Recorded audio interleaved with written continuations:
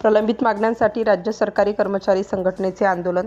राज्य सरकारी कर्मचारी मध्यवर्ती संघटना महाराष्ट्राच्या जळगाव जिल्हा शाखेने प्रलंबित मागण्यांकडे शासनाचे लक्ष वेधण्यासाठी येत्या 12 फेब्रुवारी रोजी राज्यभर धरणे सत्याग्रह आंदोलन करण्याचा इशारा आहे.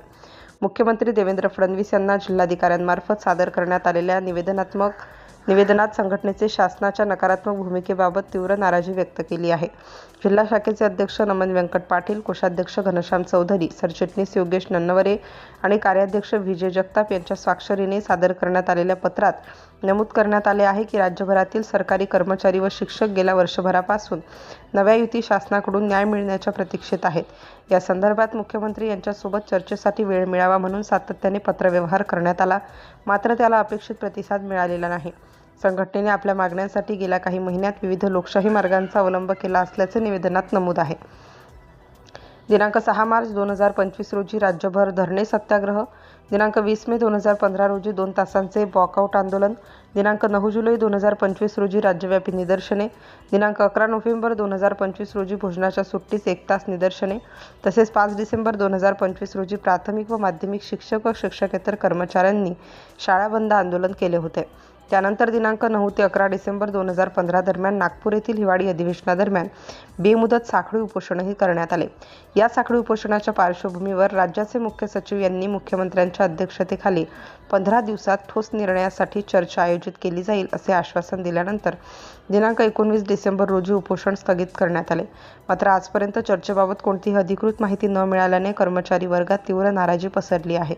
शासन स्वतःला संवेदनशील म्हणून घेत असताना कर्मचारी संघटनांकडे दुर्लक्ष केले जात असल्याची भावना संघटनेने व्यक्त केली आहे. मात्र या योजनेच्या अंमलबजावणीसाठी आवश्यक असलेले नियम, अटी व कार्यपद्धती संदर्भातील अधिसूचना किंवा परिपत्रके अद्याप जारी करण्यात आलेली नाहीत. ही योजना दिनांक 1 मार्च 2024 पासून लागू झाल्याचे जाहीर असतानाही त्या तारखेपासून आजपर्यंत सेवानिवृत्त झालेल्या कर्मचाऱ्यांचे पेन्शन प्रकरण प्रलंबित आहे.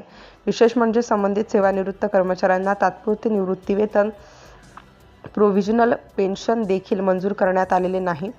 त्यामुळे अनेक कुटुंबाचे आर्थिक नियोजन विस्कळीत झाले असून त्यांच्यासमोर आर्थिक अडचणी उभ्या ठाकल्या आहेत.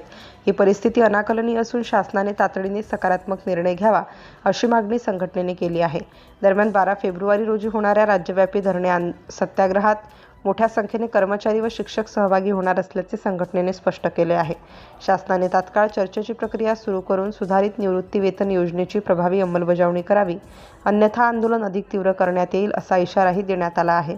सिटी इंडिया न्यूजसाठी प्रतिनिधी विश्वास वाडे, चोपडा. प्रमुख संघटना आहेत. या सर्व संघटनांच्या वतीने लोकशाही मार्गाने अधिकारी कर्मचारी बांधवांच्या ज्या काही मागण्या आहेत गेल्या 10 वर्षापासून ज्या प्रलंबित आहेत, संघटनेच्या माध्यमातून आम्ही शासनाला, राज्य सरकार असेल, केंद्र सरकार असेल, यांना वेळोवेळी संविधानिक मार्गाने निवेदनं दिली, टप्प्याटप्प्याने आंदोलनं केली, परंतु आजपर्यंत आमच्या बहुतांश मागण्या ह्या अद्यापपर्यंत पूर्ण झालेल्या नाही आहेत. त्या अनुषंगाने आम्ही माननीय विश्वास पाटील साहेब यांच्या नेतृत्वाखाली महाराष्ट्र राज्यातील किमान 17 लाख कर्मचारी बांधव आम्ही आज त्यांना सत्याग्रहासाठी आम्ही आज जिल्हाधिकारी कार्यालय येथे आलेलो आहोत.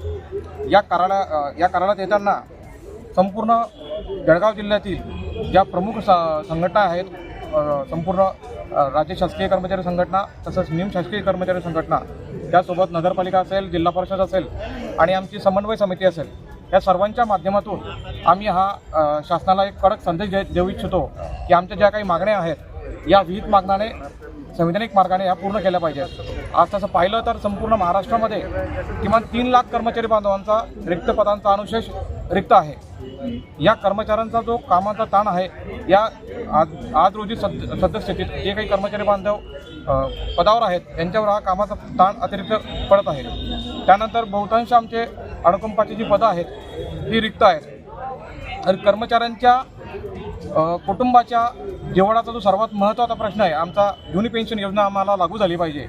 जुनी पेन्शन योजना लागू करण्याबाबत ही संविधानामध्ये प्रोव्हिजन आहे आर्टिकलमध्ये, परंतु ती प्रोव्हिजन केल्यावर सुद्धा शासनाने, केंद्र सरकार असेल किंवा राज्य सरकार असेल, ही जी महत्त्वाची मागणी आहे आमची ही रद्द करून आम्हाला नव्या पद्धतीने आम्हाला NPS असेल UPS असेल या पद्धतीतून पेन्शनचं देण्याबाबतचा शासनाचा ठराव पास केलेला आहे. पास केल्यानंतर सुद्धा जे 2005 नंतरचे जे कर्मचारी बांधव आमच्या शासकीय सेवेमध्ये रुजू झालेले आहेत, या सर्व कर्मचारी बांधवांना जुनी पेन्शन लागू नसल्याकारणाने काहींचं अपघाती निधन झालं किंवा इतर काही अडीअडचणी आल्या, कौटुंबिक जबाबदाऱ्या, त्यावेळेस या सगळ्या गोष्टींना फेस करताना खूप मोठा म्हणजे संकटांना सामोरं जावं लागत असतं.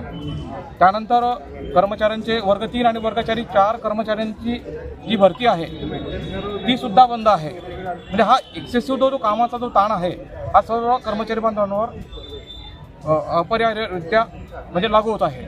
त्यानंतर आमची एक प्रमुख मागणी अशी आहे की आम्हाला कार्डलेस मेडिकलची जी सुविधा आहे ही आम्हाला मिळायला हवी.